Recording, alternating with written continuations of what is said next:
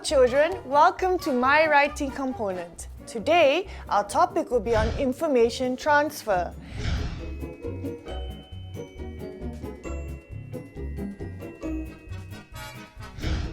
In this episode, I will be sharing with you the importance of information represented in different forms, linear and non-linear. How to extract information from a linear text and how to transfer that information to a non-linear text and back to a linear text again. Ready? Let's begin. Information in linear and non-linear forms. Information is available in many forms. Information written in sentences and paragraphs are called linear texts, while information in charts and graphs are called non-linear texts. We present information in different forms to serve different purposes. We present information in linear form when we want to write stories, reports, and essays. We want to tell readers in detail about something. On the other hand, we present information in non-linear form because sometimes readers do not have time to read pages and pages of text. So information is presented on a graphic organizer that will help readers understand the gist by just glancing through it. For example, in school, teachers want to see if students can write in English proficiently, so students must write in linear form to show that they can write in complete sentences and organize their thoughts in an essay. Advertisements in magazines and newspapers, on the other hand, have information presented in non-linear form because the idea is to get readers to understand what the product is without having to read the whole description. Therefore, it is important that students know how to pick out information and transfer them from both linear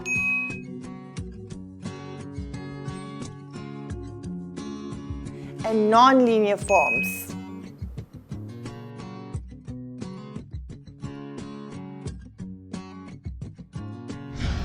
Extracting information from a linear text. First, I'm going to show you how to extract information from a linear text. Let's read this text about Encik Bakri and his son Kenny at the mobile phone shop. Kenny, we are at the phone shop right now. Yeah, we can buy Mummy's phone. Let's take a look inside. Come. Good afternoon. Good afternoon. How can I help you? We want to buy a phone for my mother.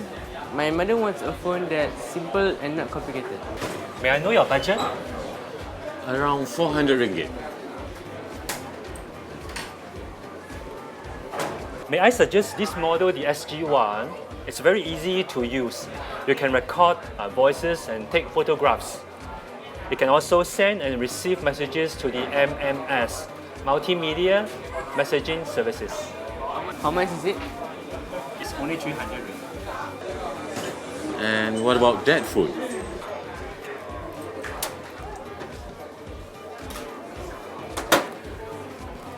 And this is the N3. It has the same functions as the SG1, but it's more expensive because it can connect to the internet. And how much is it? 500 ringgit. Can you give us any discount? Oh, I'm sorry, the price is fixed. But I can give you the phone cover for free if you take the N3.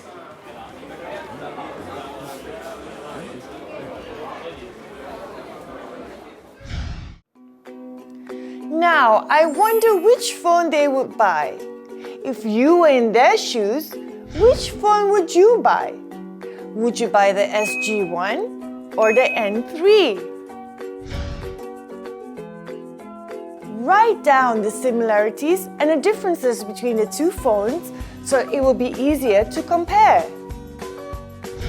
Using the double bubble map, write down the similarities in the middle bubbles and the differences in the outer bubbles. Ready? Let's check what you've written. These are just suggested answers, so if you have slightly different answers, it's alright as long as you get the main idea. Let's start with the similarities. I have written that both phones can record voices, take photographs, and MMS. Now, there are 3 differences with the phones.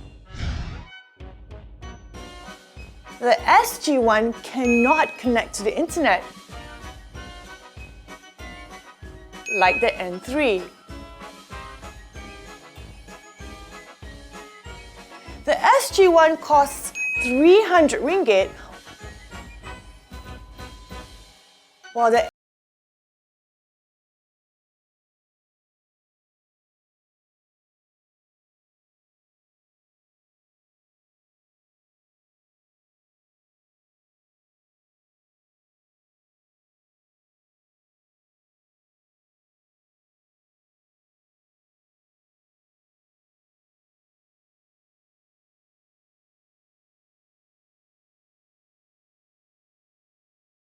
how easy it is to compare once you have all the information in a double bubble map. Next, I'm going to show you how to transfer information into a linear text. Transferring information from non-linear text to linear text. Now that we have all the information in the form of a double bubble map, we shall proceed to writing our responses. Pretend that you are Encik Bakri. Which phone would you buy for your wife? When you make your choice, you have to mention why you prefer it over the other phone. There are no right or wrong answers as long as you are able to state your reasons. First, think of reasons for buying the phone and make a short list. Tips: look at the information and use it to say something positive about the product. If you have chosen the SG1, you may buy the phone because it is cheaper, it is easy to use, it is within budget. Meanwhile, if you have chosen the N3, you may buy the phone because it has more features, it comes with a free gift, it is reasonably priced. Choose a phone and write a short paragraph in about 50 words why you made that choice. Here are the suggested answers. Don't worry if they are not the same as yours. There are different ways and styles of writing as long as your sentences are grammatically correct. I would choose the SG1 because it is cheaper than the N3. It costs only 300 ringgit while the N3 costs 500 ringgit. So it is within my budget. Besides that, it is less complicated, so my wife would find it easier to use.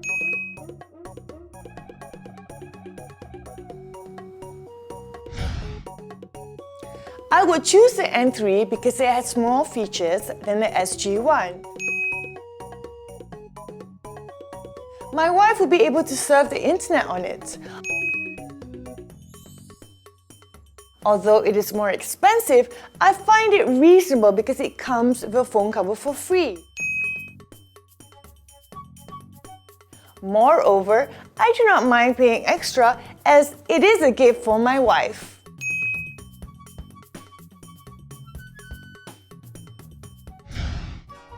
I hope you have gained new knowledge from this video. Till next time, bye!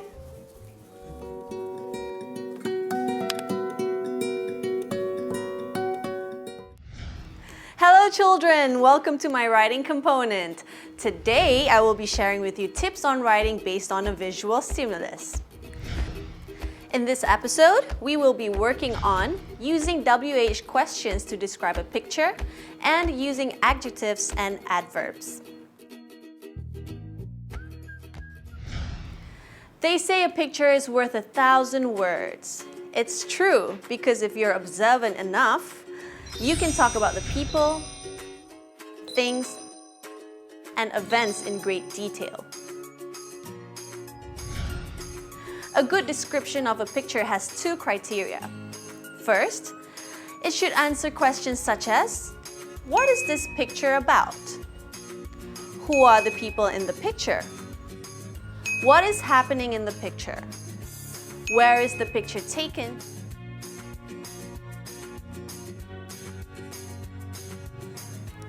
Second, your description should have good use of adjectives and adverbs.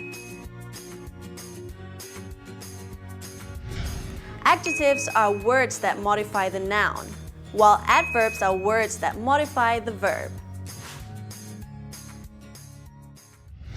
They help create an image and help readers understand what the writer is saying. It is very important that you use adjectives and adverbs correctly because if you don't, your sentences will lack detail. But if you use too many adjectives and adverbs in a sentence, it will make your description look redundant. So you must be very clear on where to put your adjectives and adverbs and choose the ones that really help describe what you are saying. Here's a tip. Make a list of adjectives and adverbs. The more vocabulary you know, the easier it is for you to write. Let's look at this picture. Tell me what you see. Now let's brainstorm together.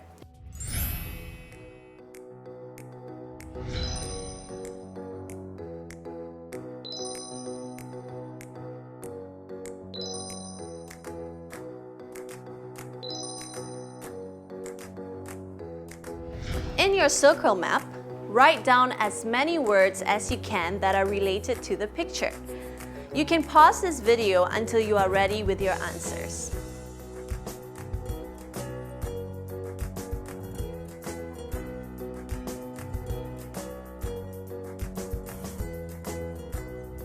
Ready? Here is my circle map. It's okay if you don't have the same list as mine. These are my ideas. The words are student, clean, arrange desks, board, notice board, whiteboard, cloth, blackboard, window, sweep, room. What about yours? Now that you have written the words down, let's use these words to help us write sentences. Let's try to make 5 sentences based on the picture and the mind map we have made. Remember, you can use WH questions to help you write descriptions of the picture. Ask yourself questions about what this person is doing or what you see in this picture to help you find the answers. For example, ask yourself, what is this picture about? Easy. It's about a group of students cleaning their classroom. Look at your I think circle map and see what words you can use to construct sentences. In my mind map, I have the word student and clean. So we can write our first sentence like this. A group of students are cleaning their classroom. Here's a tip. Always write your sentences in the present tense when you are describing a picture.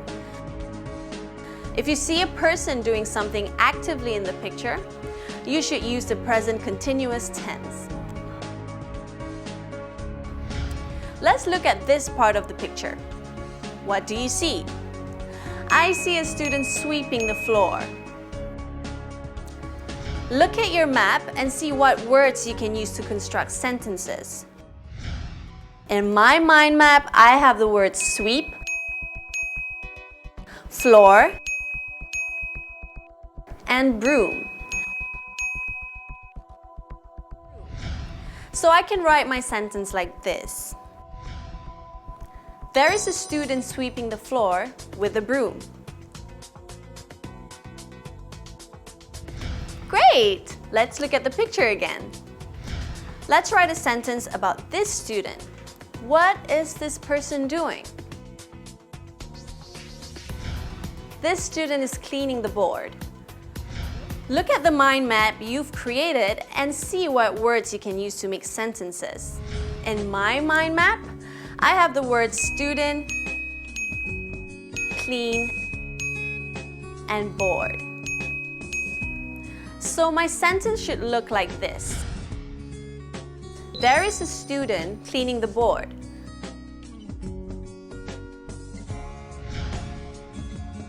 Now, let's look at this student. What is this student doing? Yes, it looks like this student is arranging the desk. Look at your mind map and see what words you can use. In my mind map, I have the word student and the phrase arrange desk. So my sentence should look like this. There is a student arranging the desks. Now, let's look at this student. What do you think is happening? It looks like the student is cleaning the window. Look at your circle map and see which words you can use to construct a sentence. In my circle map, I have the words student, clean, window. So I can construct my sentence like this. There is a student cleaning the window. Well done! Let's read the sentences again. We have constructed the following sentences. A group of students are cleaning the classroom. There is a student sweeping the floor with a broom. There is a student cleaning the board. There is a student arranging the desks. There is a student cleaning the window.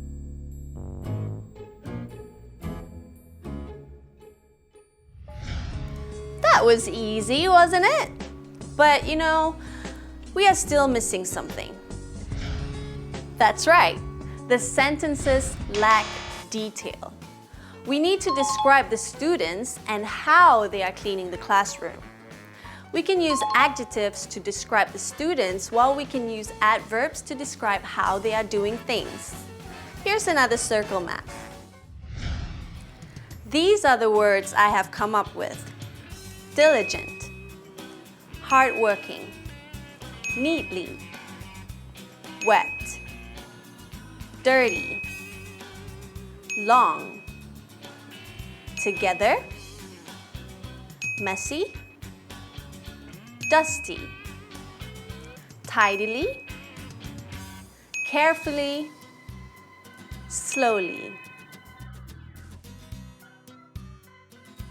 Look at the sentences again and see how we can use the words we have brainstormed to add more detail.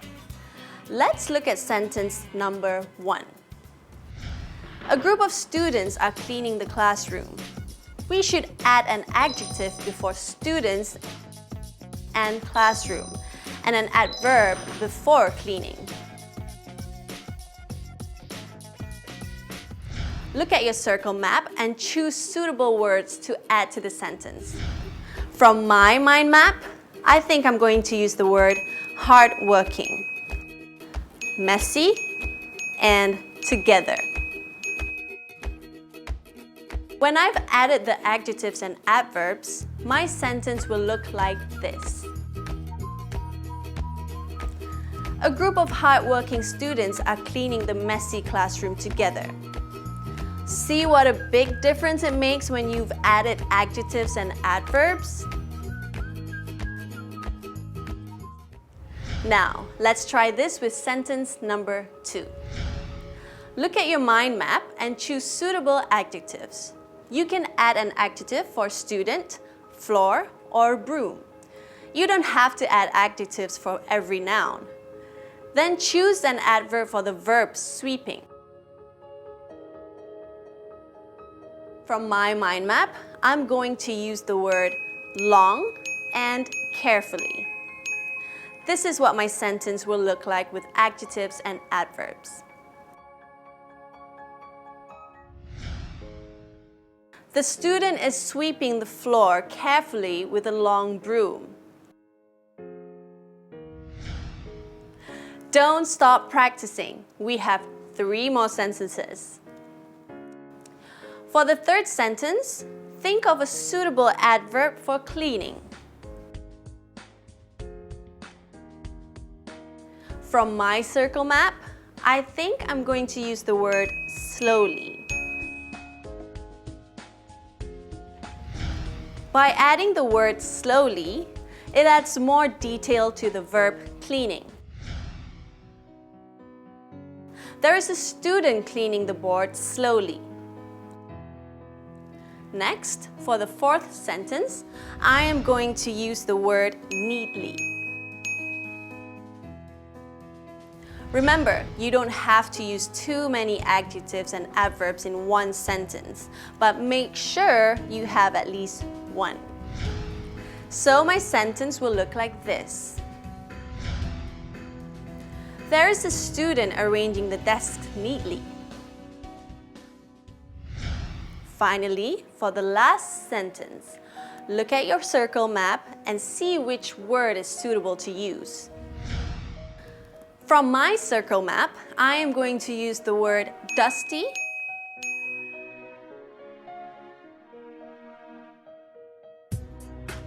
here's my sentence.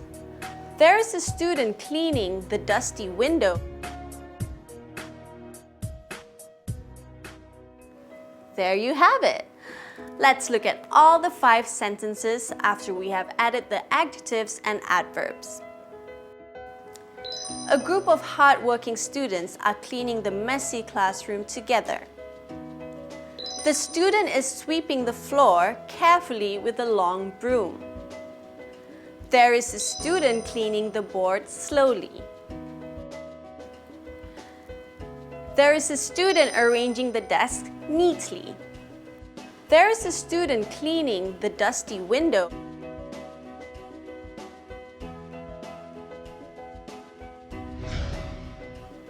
I hope you have learned new things from this video, and I hope to see you again. Till next time, bye!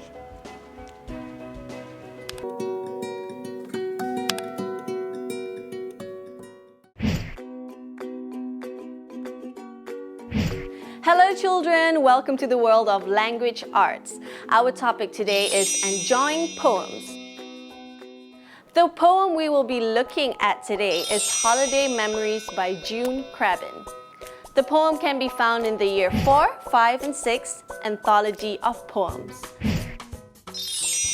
Reading poems aloud. Poems are exciting because they express the writer's thoughts and feelings and help readers make connection to their experiences. Poems capture experiences and paint pictures with words. If you try to use your imagination while reading a poem, then you have truly captured the essence of the poem.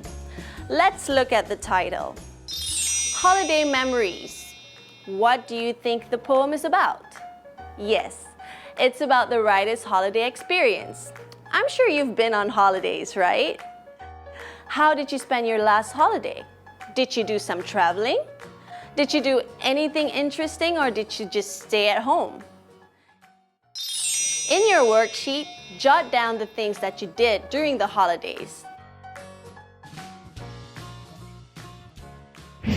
There are many ways to spend a holiday, and this is what the poet is trying to say. The poet tells us about how she spent her holiday in the most unusual way. Now, before we read the poem aloud, here are some tips to help you. Know the poem.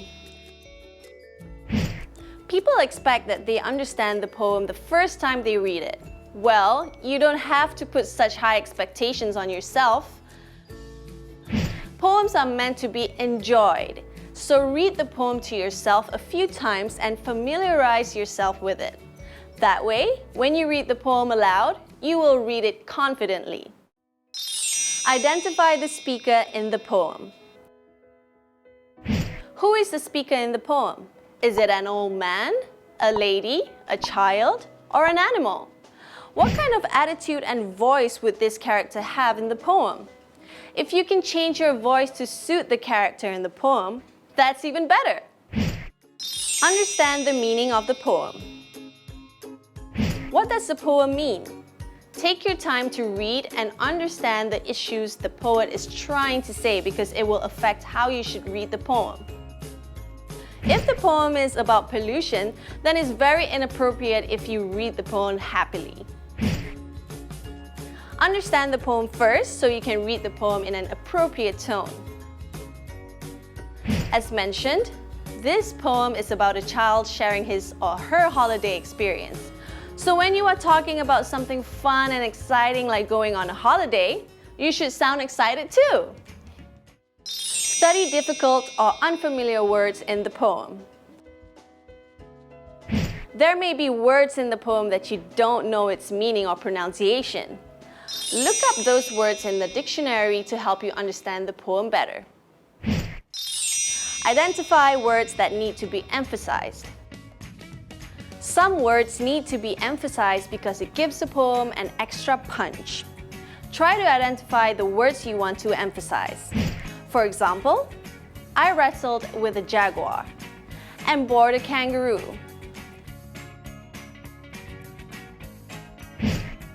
The poet did two very different things in those two lines. Wrestling with the jaguar is a very rough physical activity. Meanwhile, he or she also bored a kangaroo. So maybe we should emphasize the words wrestled and bored. You can say wrestled with a big manly voice. Wrestled! And then you can use a slow voice and say bored. Even better if you add a yawn. I wrestled with a jaguar and I bored a kangaroo. You can also emphasize the word jaguar and kangaroo to show the different animals the poet had seen.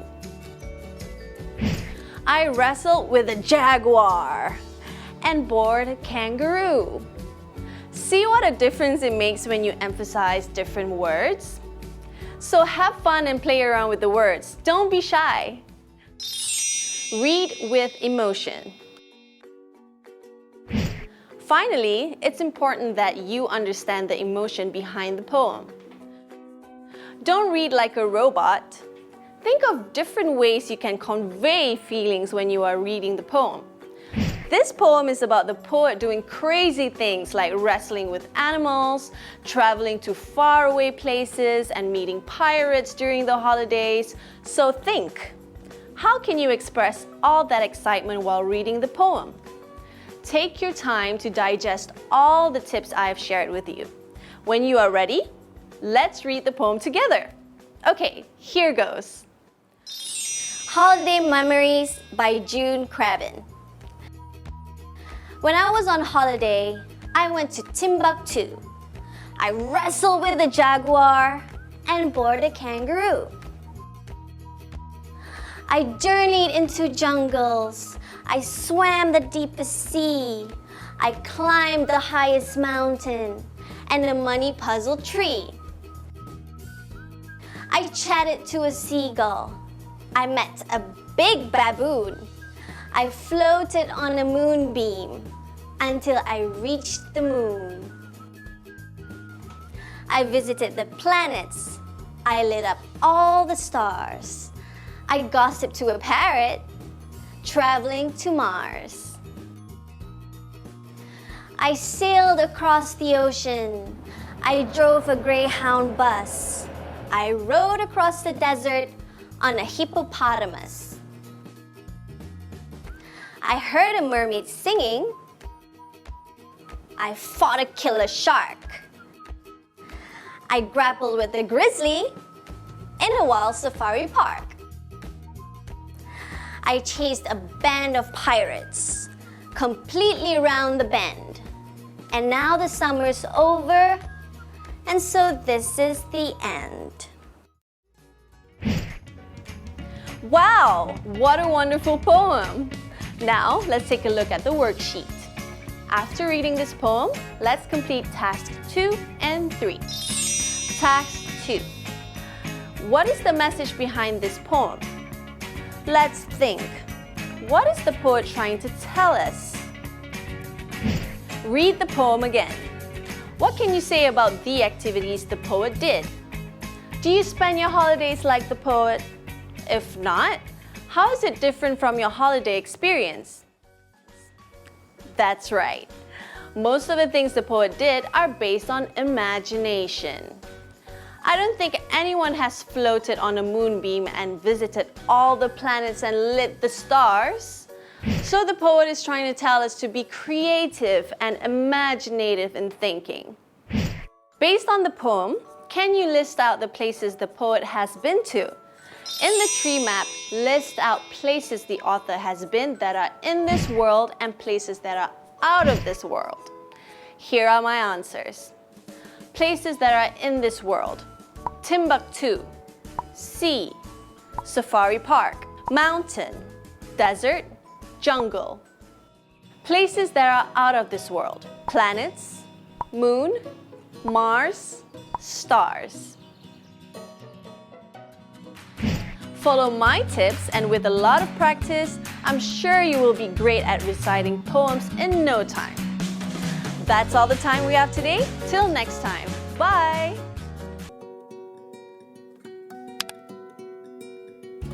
Hello children! Welcome to my language arts segment.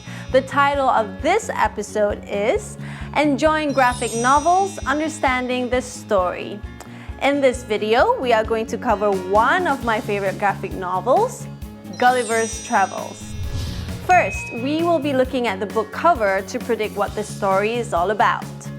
Second, we will go through the important events in the novel. Third, we will attempt to recall the important events in sequence. Ta-da! Here's a copy of the graphic novel, Gulliver's Travels. One of my favorite stories when I was young, just like you. Can you guess what the novel is about? I'll give you a hint. The answer lies in the title. The title gives it away, actually. Yes, that's right. Gulliver is the name of a person. And what about the word travels? Yes, travel means to go on a trip to visit another place. It's about Gulliver traveling somewhere, so that means this story is about adventure. Isn't it exciting? We can also guess what the novel is all about from the cover. Let's look at the cover of the book closely and try to answer my questions.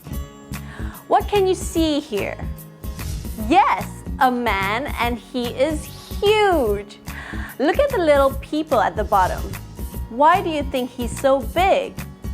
And why do you think the people at the bottom are so small? What is he doing? Oh, he's actually pulling some ships. What a strong man. Oh look, there's a blurb. A blurb tells you the summary of the story. Listen. Lemuel Gulliver always dreamed of sailing across the seas, but he never could have imagined the places his travels would take him. On the island of Lilliput, he is captured by tiny creatures no more than 6 inches tall. In the land of giants, he is nearly squashed by an army of giants. His adventures could be the greatest tales ever told, if he survives to tell them. Wow, a story about tiny creatures and giants. How interesting. Now I cannot wait to read it to you. Chapter 1. Voyage to Lilliput. Lemuel Gulliver loved sailing. on the 4th of May 1699, he set sail with Captain Pritchard. On his voyage, the ship was caught in a storm and he was stranded on an unknown island. He woke up and found himself surrounded by little people. The little people captured him and tied him up. Chapter 2.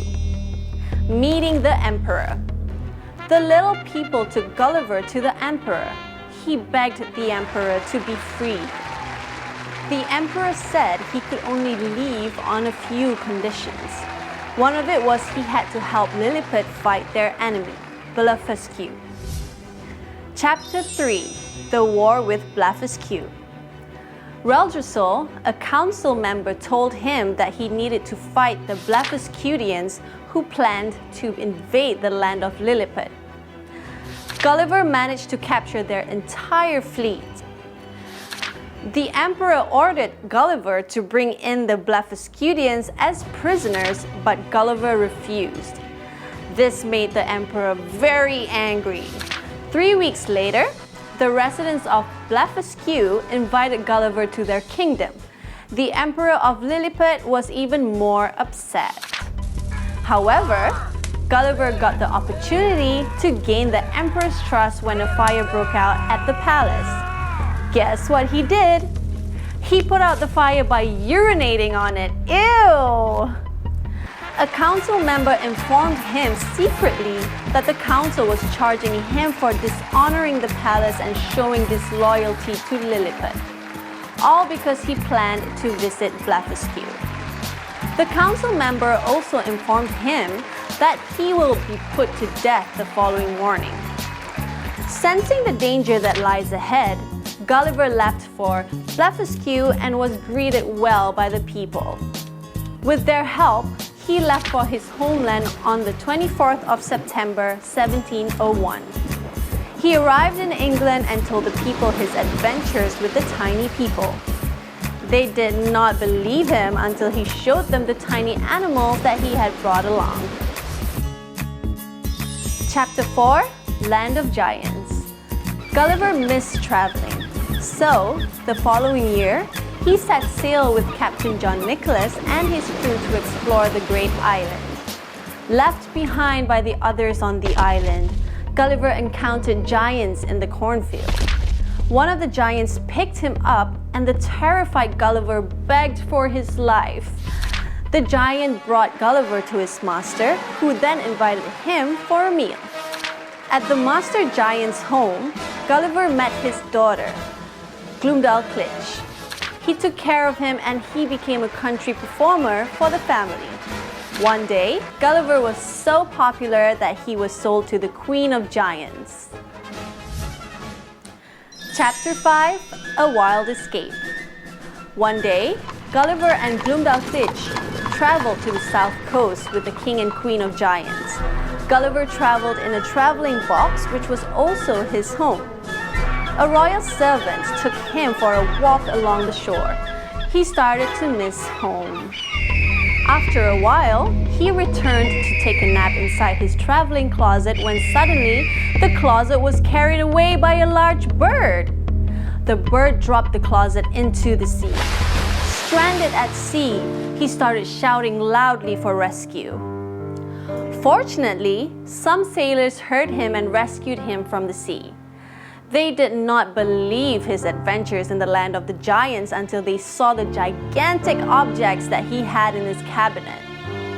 He returned safely to England and heeded his family and friends' request to stop sailing anymore. Wow, wasn't that an interesting story, children? I know I enjoyed it. Did you manage to complete the worksheet? Let's look at it together. For number 1, it says the 4th of May 1699. What do you think happened on this date? If you remember, the story begins with Gulliver setting sail with someone. Do you remember the person's name? The answer is he set sail with Captain Pritchard. Did you get it correct? You did? Well done. Number 2. When his ship got caught in a storm, where did he land? This is easy. He landed on Lilliput Island. Number 3. Where did he go to escape the Emperor of Lilliput? Remember the enemy of Lilliput? Yes, he ran to Blefuscu. Number 4. Okay, this is a tough one. What happened on the 20th of June, 1702? That's 1 year after he returned to England. Remember, after 1 year, he was starting to get very bored. That's right, he left England with Captain John Nicholas and his crew. Number 5. Finally, what happened after he managed to escape back to England? In the end, he stopped sailing and stayed in England. Did you get all the answers correct? You did! Well done! This means you have understood the story well and you are able to identify the important events in the story. Now, before I end my session, I'm going to leave you with a question to ponder. There's no right or wrong answer, but I want you to think as creatively as you can. The question can be found in Task 2 of your worksheet. If you were Gulliver, would you stay in England or continue traveling? If you wished to stay in England, how would you spend the rest of your life? And if you choose traveling, where would you like to explore? Which would you prefer? And give me reasons why. That's all the time I have. Till next time, bye children!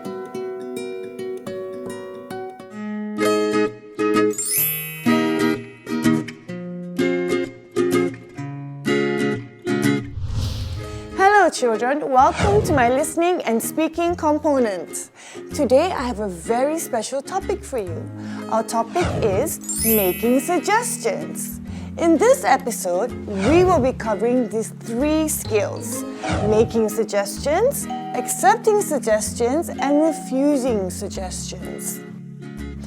I will be sharing with you tips on the different phrases and sentences we use for the skills mentioned and when to use them appropriately. By the end of this episode, I hope you will all be better at conversing socially in English. Making suggestions. First, we have to understand why we have to learn this function of language. I'm sure you have faced this situation before. You and your family are hungry and don't know where to eat. You and your friends are bored and don't know what to do. What did you do in these situations? That's right, someone would start giving suggestions. Knowing how to give suggestions is a very important skill in English because we are just giving ideas, not telling people what to do. There is a difference between ordering someone to do something and giving suggestions. What do you think we should eat tonight? Chicken rice. What do you think we should eat tonight? I want chicken rice. So the goal is to give ideas to someone without pressuring the person to accept the ideas. Therefore, when giving ideas, we should always try to sound less direct and commanding. We can achieve this by using the modal verb could and should. For example, imagine that you want to suggest having chicken rice for dinner to your family. Using a modal verb followed by a base verb, you can say, we could eat chicken rice tonight, or we should eat chicken rice tonight. Notice the modal verb could and should, followed by the base verb eat in both sentences. What do you think we should eat tonight? You should eat chicken rice tonight. Good idea. To sound even more polite, add maybe. What do you think we should eat tonight? Maybe we should eat chicken rice tonight. Good idea. Another way to give suggestions is by asking a question. You can use either one of these formulas. Why don't followed by the subject and a base verb. What about followed by a verb plus ing. How about followed by verb plus ing. Why don't we eat chicken rice tonight? What about eating chicken rice tonight? How about eating chicken rice tonight? All of these sentences are acceptable. Finally, you can also use this formula. Let's plus base verb. Let's have chicken rice tonight. It's so easy. So I've shared with you 3 ways to give suggestions in English. Use the modal verb could and should. Ask a question using why don't, what about, and how about. Beginning your sentence with let's.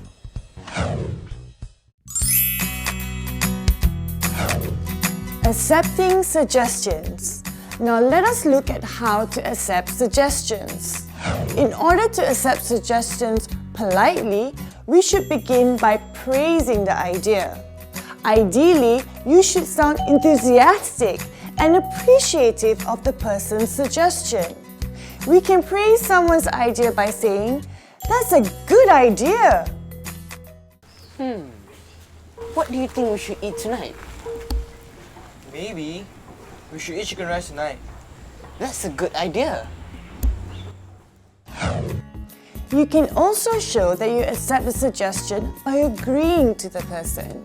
You may say, "Okay, yes, let's." "Yes, I'd love to." "Yes, I'd like to." You can also reply with a question. You may say, "Sure, why not?"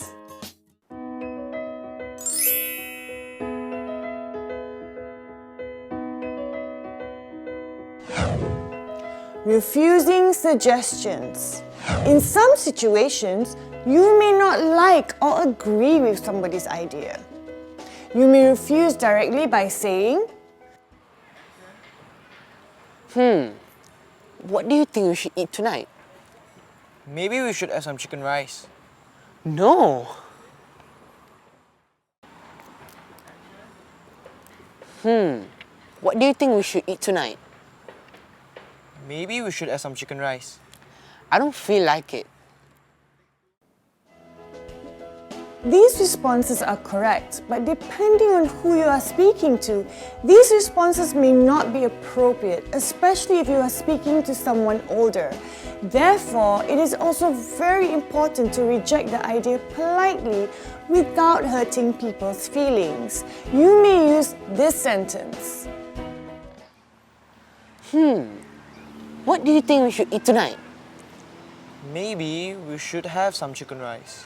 No, I'd rather not. Alright. Or you may refuse the idea gently by praising and then giving another idea. What do you think we should eat tonight? Maybe we should have some chicken rice. That's a good idea. But why don't we have nasi lemak instead? Alright. Or by asking the person to think of more ideas. What do you think we should eat tonight? Maybe we should have some chicken rice. Let's keep thinking. Alright. These methods are a better alternative than rejecting the ideas directly. This way, you are saying you are looking for other suggestions without sounding rude to the person who has made suggestions. There are certain formulas that we should follow when we make suggestions. Use the modal verb could and should. Asking a question using why don't, what about, and how about. Beginning your sentence with let's. When we accept suggestions, We can either praise the suggestion, agree with the person, reply with a question. Finally, we should refuse a suggestion politely in order to avoid hurting other people's feelings. Refuse gently. Thank the person and then refuse politely, asking for more suggestions. Keep practicing and I'm sure you'll be better at socializing in English in no time. That's all from me today. Till next time, bye-bye.